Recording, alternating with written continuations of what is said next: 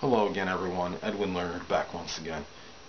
In this YouTube segment I'm going to be dissertating and talking about, I guess you could say, certain ways and how the US government hurts us. As far as monetarily is what I'm emphasizing.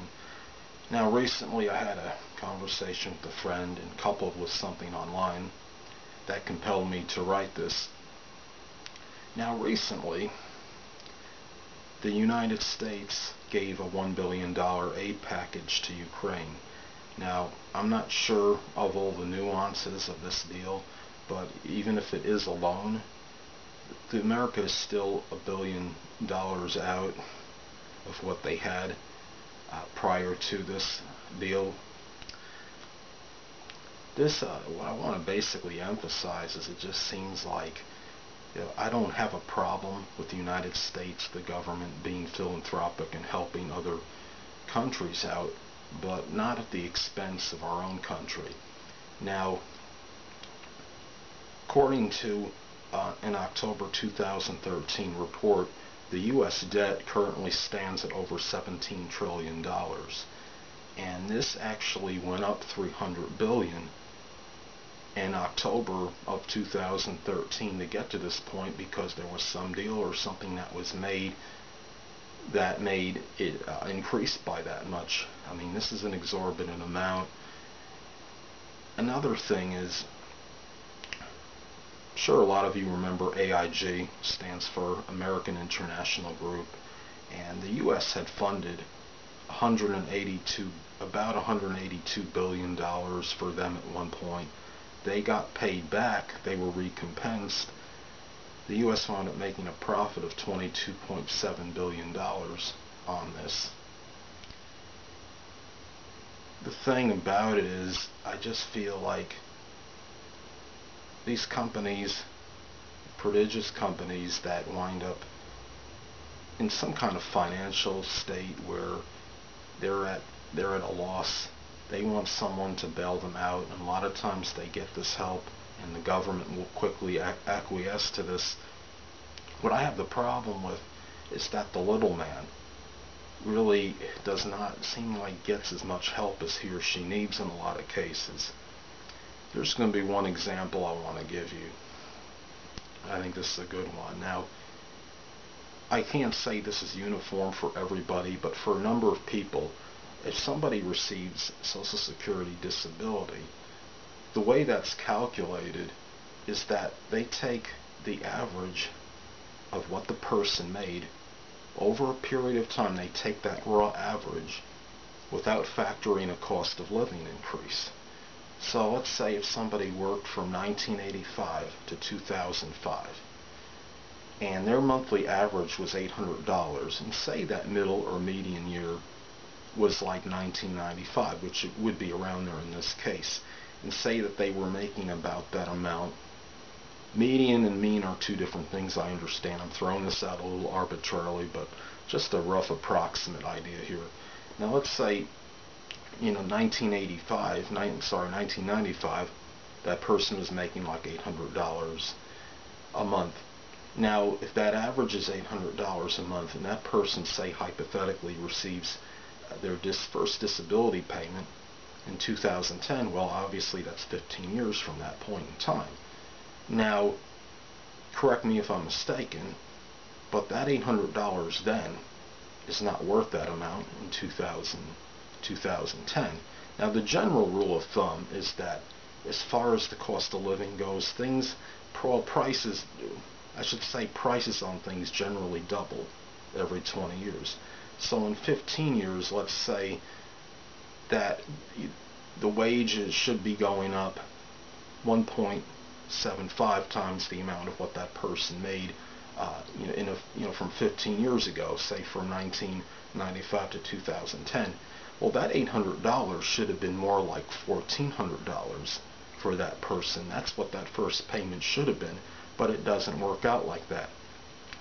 And then on top of it all, it's like recently, people that receive disability.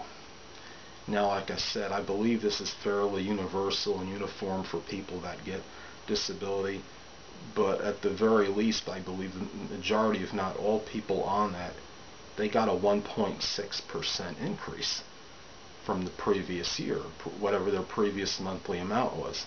Now, again, let me go back to the double theory every 20 years.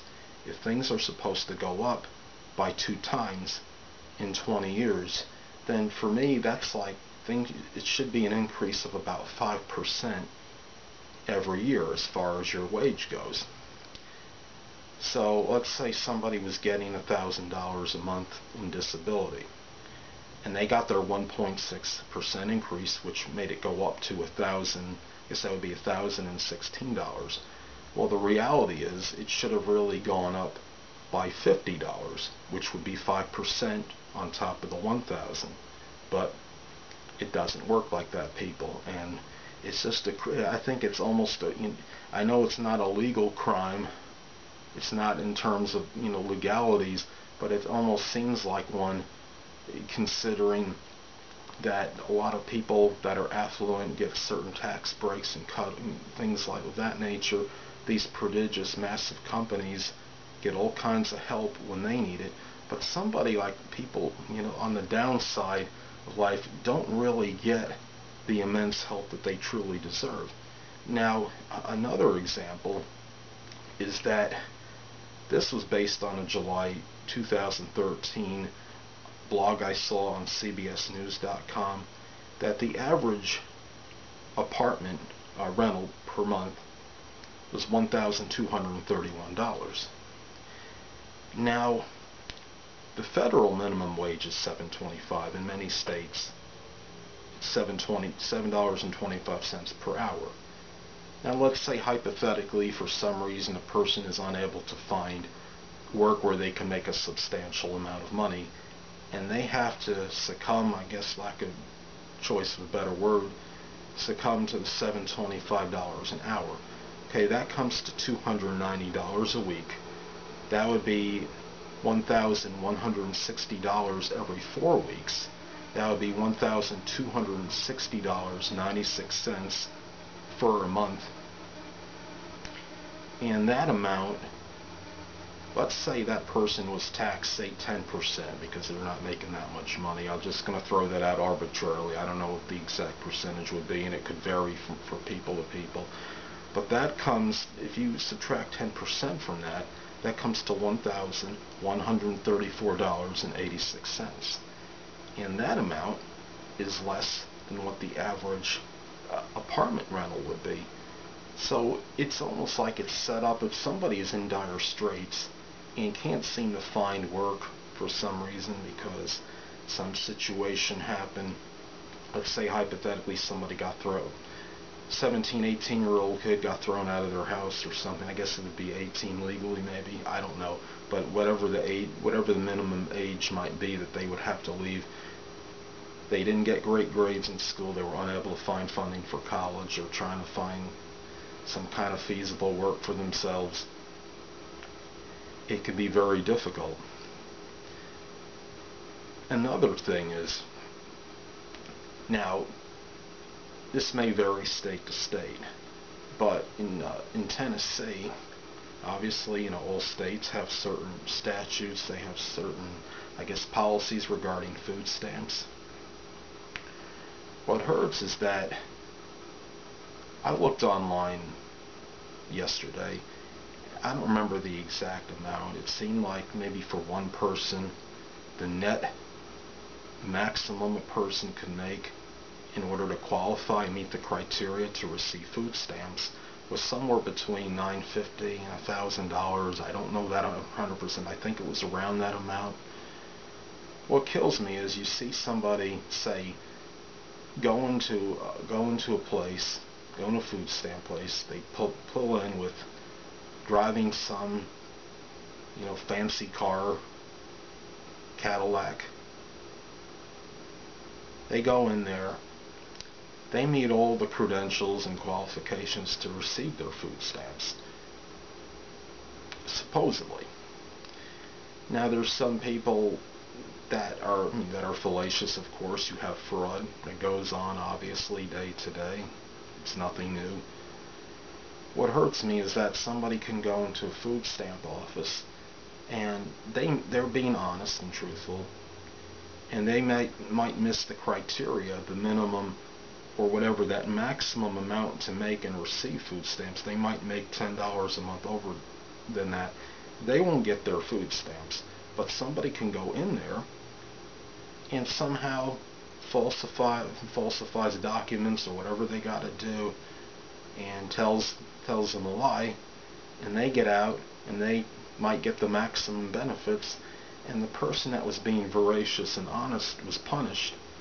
That the people that or persons or people that go in there that are being deceptive and evasive, they come away with all these food stamps. And as most of you know, a lot of people will go into a place like that. They'll get their food stamps and then they'll sell it and get some illegal drugs or something. And to me, I mean, it's being fallacious, it's being deceptive, but I mean, it's just so unethical, it's not even funny. I can't understand sometimes how society is, and it's just a shame that the way things are set up, that sometimes people are punished for just being very honest. And I don't know. I think basically what I'm trying to convey in this video is that there's people that are at very low level incomes, and they need substantial help, a lot of them, and don't always get it. And a lot of the times you see the people that are affluent, that are right up there, are getting more than ample help, and it seems somewhat disproportionate in my mind. That's pretty much it. And people, I guess the one last message I want to say is that if the government can't do more for those kind of people, then, you know, if you have something and you have potential to help somebody and you're fairly affluent and you have money to spare, don't hesitate maybe to give something to some charitable cause, to help somebody on the street that's in an impoverished situation or facing oppression.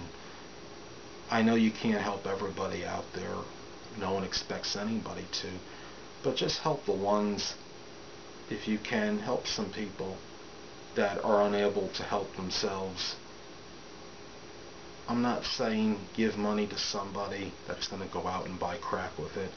I'm just saying help the right people that are in dire need, and like I stated, that can't necessarily help themselves for whatever reason. So anyway, people, that will conclude this YouTube segment of how the U.S. government hurts us.